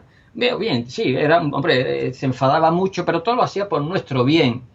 Porque nuestra parte racional, todas esas malas experiencias, las archiva como Chernobyl, ahí bajo la coraza de decir, no, lo hacía por nuestro bien. Pero eso no quita para que cuando chicos hayamos vivido discusiones en familia, problemas con los amigos, acoso escolar, incluso abusos sexuales, y que todo ello, sin duda, va a repercutir en el envejecimiento y en la salud y en la enfermedad. Porque todo eso afecta a lo que se llama epigenética, que es un área de la que no hemos hablado, pero que tiene mucho que ver también con la velocidad a la que uno envejece. Es que tenemos tantas cosas de las que hablar, profesor, que yo creo que vamos a tener que continuar otro día. Aún tengo cosas que siempre que tengas tiempo me gustaría tratar ahora, pero deberíamos también pensar en un episodio posterior. Como lo vea, Ale. Como vea. Unas cosillas que no quiero que se me olviden. Iba a preguntarte por qué hay gente que parece no envejecer. Creo que más o menos nos podemos hacer una idea. Genética, sobre todo. Aquí en España el caso más famoso que ha dado mucho material a los humoristas y guionistas es el de Jordi Hurtado. Ajá. Seguramente hayas oído algo al respecto de la inmortalidad. Sí, veo saber y ganar todos los días que puedo, sobre todo los viernes que termino antes. Pues se habla mucho de la inmortalidad de Jordi Hurtado, porque sí es cierto que es un tío que, bueno, que parece que está igual que estaba en los 90, a principios de los 90. De fuera yo me he fijado en gente como un cómico que se llama Chris Rock. El otro día estuve viendo un especial suyo en Netflix. Después comprobé que tiene 50 y pico años y lo remiré, lo comprobé 3 veces porque no me lo podía creer. Ninguno de los dos, ni Jordi ni Chris, me parece que hayan pasado por el quirófano, al menos que hayan pasado para quitarse años de encima. Entendemos que esto es genética pura y dura. Sí, hombre, yo siempre habría que ver también los familiares, los antecesores de Jordi, porque seguramente hay ahí antecedentes de longevidad. La longevidad es una cosa de familia y se hereda. Y obviamente la piel que tiene Jordi, que no tiene nada que ver con los maquillajes que requiere la televisión, pues es espectacular. Y bueno, pero en nuestro entorno yo creo que tenemos también, si nos fijamos, tendremos también muchos Jordi Hurtado, personas mayores que tienen una piel increíble, una tersura de piel tremenda. Y bueno, no digamos ya aquellas personas de una determinada edad que tienen 80 años y que ni siquiera necesitan gafas para leer la letra pequeña. Es decir, que hay mucha, ya no solamente del punto, o sea, que me digo que ya no solamente el aspecto físico, porque hay algunos fenotipos, algunos aspectos que tú dices, oye, tienen cara de niño, ¿no? Por ejemplo, hay políticos ahora, tiene una cara así de aniñado y la seguirá teniendo siempre, y eso pues le da siempre un aspecto más joven. Pero que después nos fijamos en nuestro entorno, personas con la piel clara y luminosas, con mucha edad las tenemos. Personas que no necesitan gafas para ver. Y personas que tienen una clarividencia mental tremenda. Pero que está claro que a Jordi, habría que ver, en el caso de Jordi, habría que ver si en el árbol genealógico el aspecto de por ejemplo, sus hermanos. ¿no? Ujú. Porque en el caso de los gemelos también pasa igual. En el caso de los gemelos que son genéticamente idénticos, pues hay gemelos que a los 70 años están muy bien y el gemelo que no se haya cuidado pues está tremendamente arrugado. Es decir, y aquí es donde se ve que la genética no es todo, sino cómo se hayan cuidado. En el caso de estos personajes que estamos hablando, pues habría que ver si hay el aspecto de algunos, si es general en la familia o si es exclusiva de alguno de ellos. Pero sí, son casos curiosos en los que verdaderamente también da mucho que reflexionar sobre la importancia de los hábitos de vida y la genética. Esto es una curiosidad que yo tengo, no es nada importante, pero bueno, quiero plantearla, eso por una intriga personal. Chris Rock, el cómico al que he mencionado, es negro. Se me viene a la cabeza otro cómico, Eddie Murphy, que es negro también y ronda los 60 años y está en un estado de forma espectacular. Michael Jordan, a día de hoy, 55 años. Holly Berry, que no sé si es más bien mulata, pero está también espectacular y parece que por ella no ha pasado el tiempo. ¿La gente de raza negra se defiende mejor contra el envejecimiento? Pueden tener, sí, hombre, y normalmente tienen una protección extra sobre el sol, por ejemplo. Eso claro. Yo creo que ayuda mucho al resultado final. Pero que, bueno, en relación al efecto que pueda tener, imaginemos la mala alimentación, el alcohol, ahí ya la protección extra no la tienen. Entonces Ya. yo creo que al final es una suma de todo, pero una protección extra frente al sol y a los efectos del sol, envejecedores del sol, pues ya la tienen. Uh-huh. Eso es una realidad. Un tema que no quería tampoco dejar pasar la oportunidad de comentarte, las inyecciones de hormona de crecimiento y testosterona forman parte de las trampas, digamos, entre comillas digo, porque bueno, porque ya es prácticamente una realidad que no se considera trampa, pero bueno, que utilizan los culturistas. Mi duda es si aplicadas bajo la supervisión de un profesional no serían de gran ayuda contra el envejecimiento. ¿Se está investigando esa posibilidad? Digo, Sí. como ayuda contra el envejecimiento tanto en lo que respecta a la apariencia como al organismo en general. Mira, ahí hay que distinguir. La hormona efectivamente las dos forman parte de los tratamientos hormonales que han sido y que son populares para el tema del envejecimiento. Uh-huh. Ahí habría que distinguir. La hormona de crecimiento va por un lado. La hormona de crecimiento es una hormona que tiene más riesgo su uso, porque de hecho algunas personas que investigan sobre el envejecimiento piensan que la hormona de crecimiento decae con la edad, precisamente porque es muy cancerígena y si no cayera a sus niveles, pues todo el mundo tendría cáncer. Entonces es una hormona que estimula la proliferación celular y su uso en el antienvejecimiento, yo siempre he tenido mis dudas y he conocido a gente en Estados Unidos que la estaban utilizando y al final siempre se han arrepentido de utilizarla. Uh-huh. Eso en cuanto a la hormona de crecimiento. La testosterona es distinto. La testosterona pasó por una fase en la que cae con la edad, y la testosterona tiene un efecto rejuvenecedor patente porque aumenta la masa muscular y disminuye la grasa. Entonces, pues simplemente con esos cambios sería suficiente para que uno tuviera el aspecto de más joven. Ha pasado por una fase en la que se relacionaba, estamos hablando 2002, 2005, donde había mucho miedo a su utilización porque se pensaba que podía producir cáncer de próstata. Y en esos inicios pues había gente que lo aconsejaba, otros que lo desaconsejaban. Después el NIH, el National Institute of Health, emprendió un estudio bastante grande, un estudio epidemiológico bastante grande, para ver si los efectos tenían algún riesgo y si eran beneficiosos. Y al final se ha visto que la testosterona produce más beneficio que daños.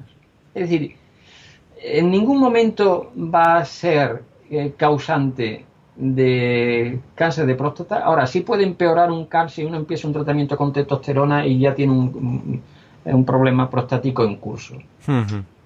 Pero si uno empieza un tratamiento bajo supervisión médica, asegurándose, viendo que no hay ningún proyecto, ningún proceso canceroso en curso,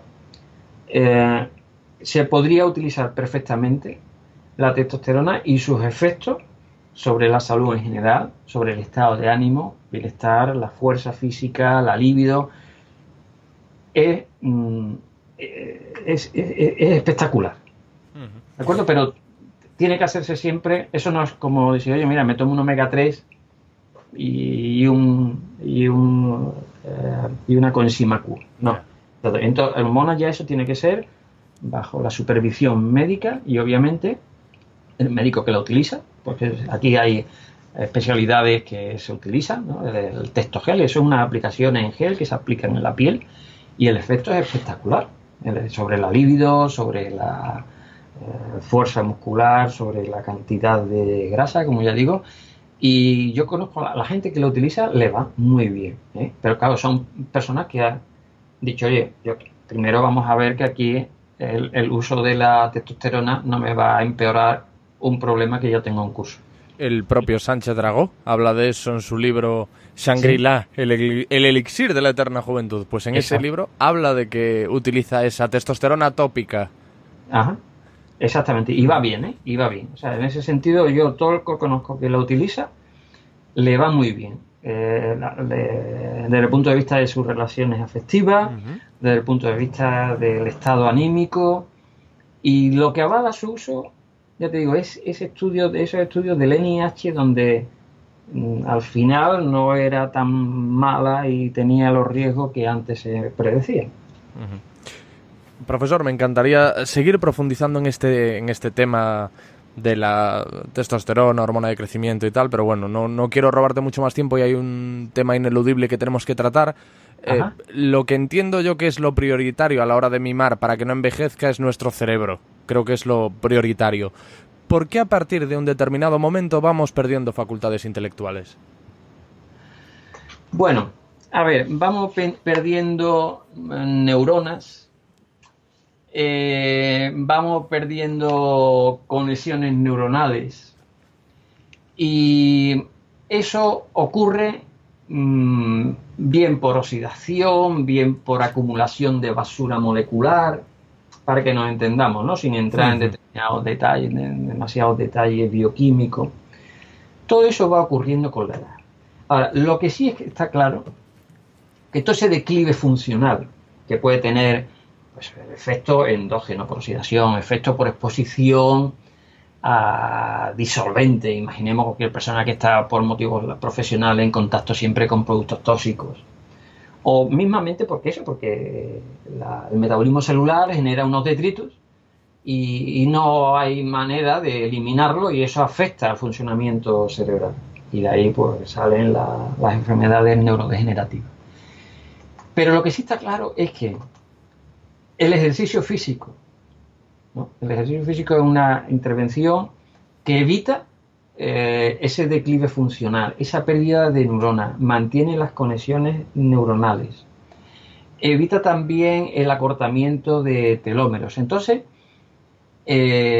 además, por supuesto, la máxima de los fisiólogos, si no usas, si no lo pierdes, ¿no? Si no lo usas, lo pierdes. Indudablemente, parte del ejercicio físico, hay que tener una actividad intelectual siempre, unas inquietudes. Hay que tener, de hecho hay gimnasio ahora, ya no solamente para crear músculos, sino gimnasio para mantener saludable el cerebro.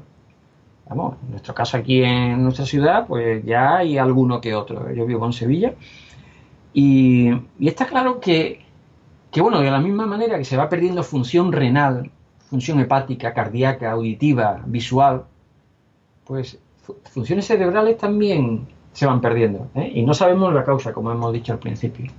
Pero sí está claro que sí podemos enlentecer esa caída de función y la manera está clara, ¿eh? Hay que alimentarse bien, hacer un poquito de ejercicio, hay que mantenerse hay que mantener inquietudes intelectuales y mucho trato también, muchas ganas de hacer cosas. Ahí está la clave. En esos gimnasios para estimular el cerebro, ¿cuáles son los ejercicios? ¿Qué cosas se hacen? No he estado, vamos, he estado tentado en entrar a alguno de ellos, pero al final no lo he hecho y no sé en realidad los ejercicios mentales que según la edad pues le recomiendan a las personas, pero se trata supongo yo que se harán ejercicios mentales para mantener el cerebro musculoso. Y, bueno, yo qué sé, cualquier programas de estos software que generan retos mentales de reacción, de intuición, de predicción. Yo supongo que irán en ese sentido, en torno a la utilización de una serie de software que te haga pensar, predecir, anteponerte. El físico Jorge Mira fue otro de los invitados que se pasó por este podcast y me dijo una cosa que aún no se me ha quitado de la cabeza, y es que la gente bilingüe tarda 4 años más en desarrollar Alzheimer que la gente monolingüe. ¿Esto es así? Sí, y además ya no solamente tardan más en desarrollar Alzheimer, sino que tiene las capacidades mentales mucho más desarrolladas que los que solamente manejamos un idioma desde pequeñito. Cierto es que cuando tú a un bebé, a un niño pequeño, le hablas el idioma materno y el paterno, si son distintos, pues tardan más en hablar, obviamente, porque tienen que hacer ahí el Tetris de a ver qué es lo que dice cada uno, pero desde el punto de vista general, hay muchos estudios sobre esto, siempre son personas como intelectualmente más capaces, que mantienen las capacidades mentales y capacidades cognitivas durante más tiempo y efectivamente tienen menos neurodegeneración, porque es que le está expuesto a 2 idiomas, a 2 lenguajes, eso multiplicará por no sé cuánto el número de interconexiones neuronales, y ahí es donde está, cuanto más interconexiones neuronales, más capacidad mental. Es apasionante, esto. Apasionante. Me parece. El cerebro ya es un tema en el que si entramos ya... Toda la conversación. Es cierto que lo del cerebro, la neurociencia, para mí es una debilidad, es algo que me vuelve loco y que leo, intento estudiar tanto como puedo y como me da la cabeza, que no es mucho porque no soy muy bueno reteniendo información, pero me parece apasionante. La demencia y el Alzheimer, ¿cuál es la diferencia entre el Alzheimer y la demencia? Bueno, la demencia aparece, o sea, en el fondo el Alzheimer es un tipo de demencia. Lo que pasa es que, bueno, uno aparece más de forma más temprana y el Alzheimer en concreto pues tiene una causa molecular distinta. ¿Sabemos ya por qué se producen? Básicamente porque se acumulan proteínas, básicamente, que hay distintas teorías, pero básicamente porque se acumula basura molecular. Hay proteínas que se hacen insolubles, que no hay manera de quitarla, de hacerla soluble y de quitarla del medio, entonces eso se acumula y para entender, ¿no? Y eso es lo que afecta al metabolismo de las neuronas. Uh-huh. He leído que se están haciendo pruebas con un nuevo fármaco que ha arrojado resultados sin precedentes. LMT-X. Ahí me has pillado. Vale, no sé, lo tendríamos que ver en detalle. Sí, pues no lo sé, es un nuevo fármaco que han puesto a prueba y que por lo visto tiene pinta de que la cosa tira, de que funciona. No sé si, dado que sabemos un poco más acerca de por qué se produce el Alzheimer, la demencia, no sé si estamos más cerca de frenarlo o en realidad, aunque sepamos un poco más, todavía estamos en el mismo punto en el que estábamos hace varios años. Lamentablemente eso pasa como con el cáncer. Con el cáncer llevamos desde el año 77 en el que dijo Nixon, vamos a acabar, en la próxima década vamos a acabar con esta enfermedad. Y entonces cuanto más se estudia de la enfermedad, obviamente hay técnicas de diagnóstico muy potentes en el que se detectan más precozmente, pero son enfermedades que se están resistiendo a los tratamientos. Desde el punto de vista molecular hay mucha investigación. Pero claro, cuando una cosa cambia y pensamos que eso es la causa, pues a lo mejor la causa raíz, como decíamos antes con el envejecimiento, es otra. Pero hay mucho avance, hay grupos aquí en España de neurocientíficos muy buenos, que están haciendo verdaderos avances. Ojalá toda esa investigación se traslade a la clínica lo antes posible, porque hoy por hoy el Alzheimer es una enfermedad incurable. Claro, porque es un poco lo que tiene no sé si decirlo, si se puede decir así, pero la tecnología científica a la hora de acometer este tipo de retos, que a lo mejor se tiran X años por una senda que consideran que es la que les va a llevar a la solución y de repente, pues después de todos esos años dicen, no es por aquí, hay que coger otro camino. Sí, bueno, es que es la única manera, no se puede hacer de otra manera, no se puede hacer más que, bueno, sí, invirtiendo mucho más en investigación que lo que se está haciendo hasta ahora, pero esa es la vía, teniendo muchos investigadores que son personas con mucha vocación ahí trabajando en los mecanismos moleculares de estas enfermedades. Ya verás, vamos, no muy tarde, en un periodo de tiempo no muy alto, ya verás cómo estas enfermedades tendrán cura, si no a través del tratamiento farmacológico, pues con tratamiento mediante medicina regenerativa, en fin, que ahí hay varios frentes y se trata de acotar la enfermedad, que son enfermedades que hoy por hoy son incurables y que son un drama, ¿eh? Me alucina cuando se hablan de estos temas y se alude a la necesidad de mayor inversión. O sea, ¿hay algo más importante en lo que invertir que en esto? Que en el futuro, que en la salud, que... Cierto que no. Lamentablemente, verá, no es por hacer una crítica aquí velada a las situaciones, lamentablemente la investigación, pues, en muchas circunstancias, en muchos periodos, es considerada un gasto y no una inversión.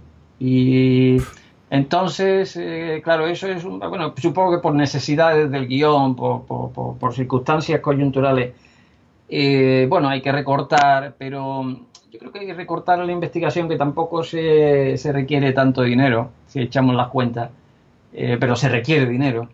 No es por donde las soluciones de la crisis se deberían de abordar. Ya digo que la interpretación de que la investigación sea un gasto y no una inversión, pues, no es muy acertada, de la misma manera que la educación no es un gasto, la educación es una inversión. En fin, profesor, 2 cuestiones más y ya eres libre. La primera, hablar del sueño, de la importancia brutal de dormir bien para todo, para cabeza, para cuerpo, para el organismo. Ajá. Sí, indudablemente el sueño, importantísimo en el control del envejecimiento. Hay una relación muy clara del número de horas que se duerme con la mortalidad, y la gráfica tendría una forma de U. Es decir, dormir muy pocas horas aumenta la mortalidad y dormir mucho más de 10 horas también la aumenta. Es decir, hay que mantenerse ahí en esa parte óptima de la U esta que estamos diciendo que tiene esta gráfica.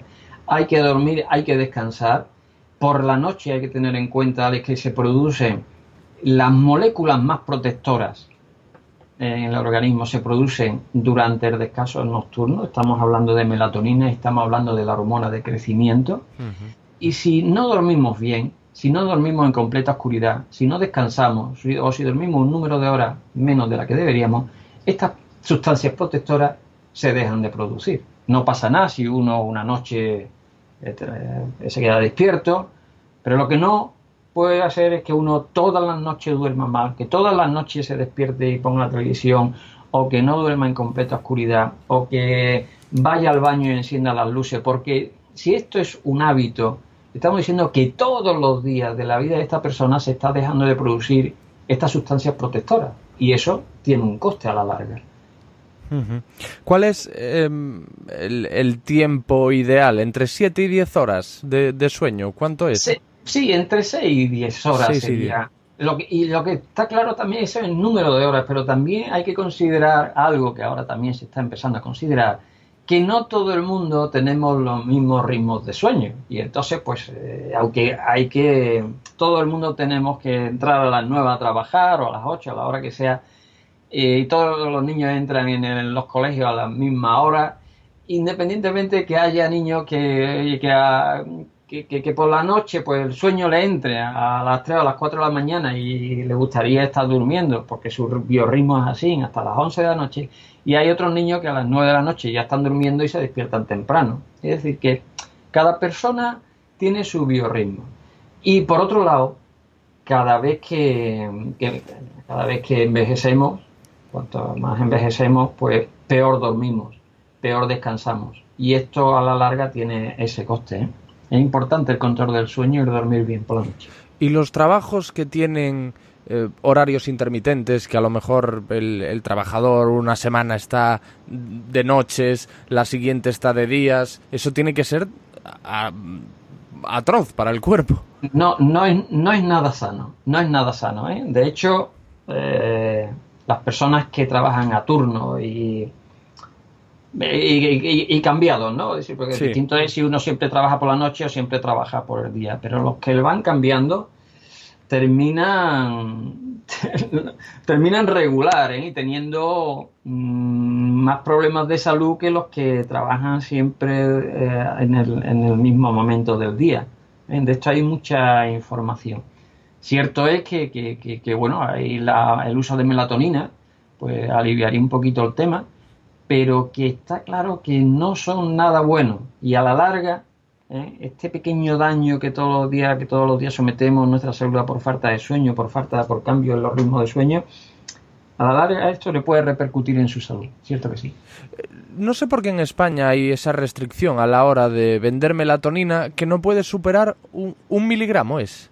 No, son 2 miligramos. 2 miligramos. Es que en Estados Unidos, por ejemplo, puedes encontrar de 6, de 8, no sé incluso si de 10. Sí, bueno, y de 100 y de todo lo que tú quieras. Mira, eso se lo pregunté yo en un congreso en Orlando no hace mucho a la persona que más ha investigado sobre melatonina en el mundo, que es Russell Reiter. Ajá. Aquí tenemos en España también un grupo de Darío Acuña en Granada que trabajan muy bien, hacen unos trabajos muy bonitos sobre melatonina, y Jeremy Scamley. Y le pregunté, profesor, ¿por qué 2 miligramos en algunos países es lo máximo? No tenía ni idea, no sabía realmente qué fundamento tenía eso. Sobre todo, verá, si fuera un compuesto que a partir de 10 miligramos fuese tóxico, pues entonces diría, bueno, pues nos hemos quedado lejos, ¿no? Nos quedamos lejos de esa dosis tóxica. Pero es que la melatonina no hay dosis que uno se pueda meter para el cuerpo y que le produzca daño. No está descrito ni lo que se llaman dosis letal 50, porque es que ya más melatonina no se puede dar a los animales para ver qué daño hace. Entonces, lo de los 2 miligramos, nadie lo sabe, pero está ahí. Yo creo que a lo mejor sería importante algún día preguntárselo a las autoridades sanitarias de dónde vienen esos 2 miligramos. Nos daríamos cuenta de que alguien lo puso ahí y a partir de ahí nadie la quería mover por prudencia, pero que no tiene ningún fundamento. Porque además la melatonina es antioxidante, súper protectora, aumenta las enzimas antioxidantes, los metabolitos también que produce nuestro cuerpo son antioxidantes y es nada tóxica. Claro, y digo esto con todas las reservas y todas las precauciones. Yo no soy un experto, pero sí he consumido melatonina y por lo menos en mi caso 2 miligramos era nada. Lo digo porque habrá mucha gente que se la compre, que la pruebe y diga, a mí esto no me hace absolutamente nada, pero porque posiblemente esa gente necesitará dosis más altas. Cierto. La cantidad de melatonina es una cosa que, bueno, a falta de que te analicen, te hagan un estudio de melatonina, ¿no? De tu cantidad de melatonina, que esto lo hacen en Granada, pues la gente prueba. Es decir, el sueño dulce que produce la melatonina y las ganas de seguir durmiendo si te despiertas, pues a algunas personas le van bien 2 miligramos, a otra persona le puede ir bien 5 miligramos, si a lo mejor te pasas de dosis por día siguiente puede estar con más sueño de la cuenta. Entonces ahí conviene que cada persona vaya regulando su dosis. Es decir, si 2 miligramos pues no te va bien, pues tómate 2 cápsulas y prueba. Y entonces pues después intenta que mediante formulación magistral algún médico te la prescriba. Que esto se hace también, en España, por formulación magistral se consigue, te preparan y por prescripción médica dosis mayores de melatonina. Profesor, ya lo último, otra cosa que hacemos a menudo en la cama. Bueno, ¿qué hace la gente? Yo no me atrevo a incluirme, por desgracia. Pero tiene mucha importancia el sexo. Ajá. Por un lado he leído que está demostrado que aumenta la longevidad, ayuda a prevenir la depresión y los males cardiovasculares y degenerativos. Cierto, bueno, el sexo en todos los sentidos, ya no solamente si se le considera ejercicio aeróbico en la mayoría de los casos, sobre todo por la noche, aunque bueno, también hay mucha gente que se lo toma desde el punto de vista anaeróbico, pero que tiene efectos beneficiosos a todos los niveles, porque con la práctica del sexo se liberan también, por ejemplo, la oxitocina que hemos comentado antes, que te hace sentirte mejor, endorfinas también, y bueno, practicar sexo pues es algo que, bueno, placentero, y también ese efecto de placer, ya bien dentro de una pareja, ¿no?, estable o esporádica, pues eso hace sentir también bien a las personas. Es decir, que el sexo es una cosa que habría que prescribir. Ujú. No sé con qué frecuencia, porque ahí se pueden discutir la frecuencia que sería Según recomendable, personas, pero, bueno, ¿no? todo lo máximo que se pueda. Y de hecho yo he escuchado conferencias a sexólogos, y obviamente la práctica del sexo va cambiando con la edad. Pero ya cada vez las personas, a partir de una determinada edad, que antes a lo mejor se resignaban un poquito a decir, bueno, en la edad ya no puedo funcionar, ahora ya nos resistimos a que eso ocurra. Oye, ¿por qué yo, si la libido la tengo baja, por qué no la puedo aumentar mediante tratamiento farmacológico? ¿O por qué me tengo que resignar a que bueno, ya la vida en pareja pues no sea igual? Hombre, muchas cosas cambian, ¿no? Ujú. La duración de los orgasmos, los volúmenes de eyaculación, pero eso no quita para que siempre uno, independientemente de la edad, quiera seguir teniendo relaciones sexuales con su pareja, porque desde luego eso le va a alargar la vida y le va a dar mucha salud. Claro, pero decía que por un lado he leído que están demostrados todos esos beneficios, pero también he visto que el sexo en edad avanzada aumenta el riesgo de sufrir problemas cardiovasculares, lo cual a lo mejor es lógico en tanto que es un ejercicio relativamente demandante. Cierto es que, hombre, indudablemente, según, como hemos dicho antes, puede ser un ejercicio aeróbico según la posición, o un ejercicio verdaderamente de fuerza en otros casos. A ver, a lo mejor también nos estamos refiriendo al uso, por ejemplo, de farmacológico para que estimula, para mantener, para producir la erección y mantener la erección, en el caso de algunos fármacos, ¿no?, de las pastillitas azules, estas que todo el mundo sabemos cuáles son. Que el efecto farmacológico de esos compuestos es aumentar la cantidad de óxido nítrico. Y el óxido nítrico es un vasodilatador, entonces entra más sangre en los cuerpos cavernosos del pene y se mantiene, digamos, la función eréctil se mantiene, más fácil conseguirla y además mantenerla. Entonces, lo que pasa es que el óxido nítrico se puede dar la circunstancia de que en una persona esté sometido también, esté muy oxidada entre comillas, por dentro. Y entonces una persona que está oxidada por dentro genera un compuesto que es el radical superóxido, que es un marcador de oxidación. Bueno, pues imaginemos si una persona está oxidada por dentro, ¿no?, y toma, por ejemplo, algún tratamiento farmacológico de este tipo que aumenta el óxido nítrico. La unión del óxido nítrico, que es vasodilatador, con el superóxido produce otro compuesto que es perosinitrito, y ese perosinitrito es vasoconstrictor. Es decir, y si encima ya la persona tiene un problema de oclusión en los vasos sanguíneos, pues esta vasoconstricción le puede dar un problema serio.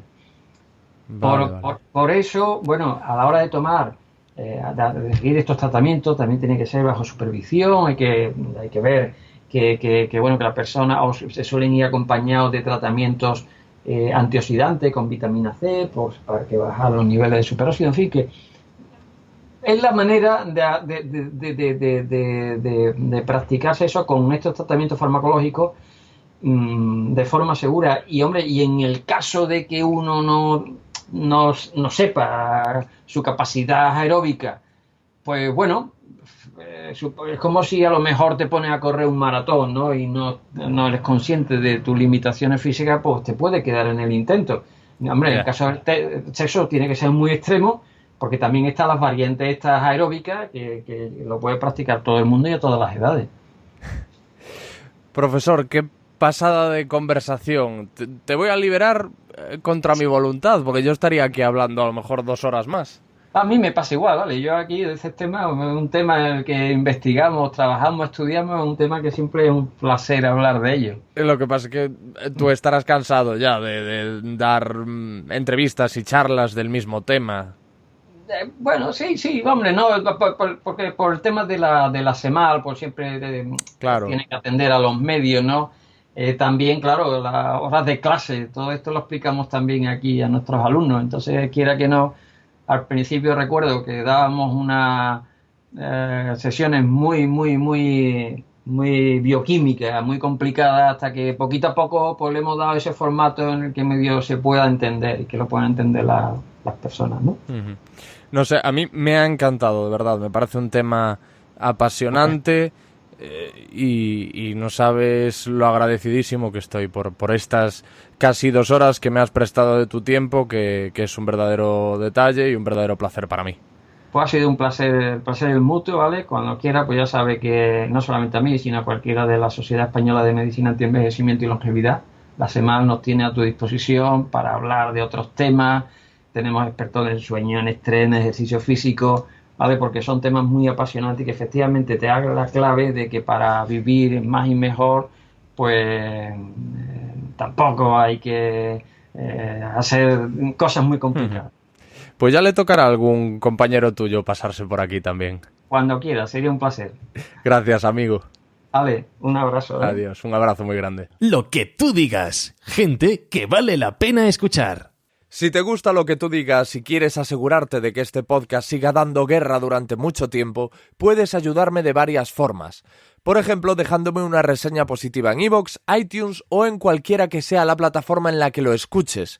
Comparte los episodios en tus redes sociales con tus amigos y seguidores, escribe sobre ellos en tu blog, pásalos por WhatsApp o coméntalos en tu propio podcast.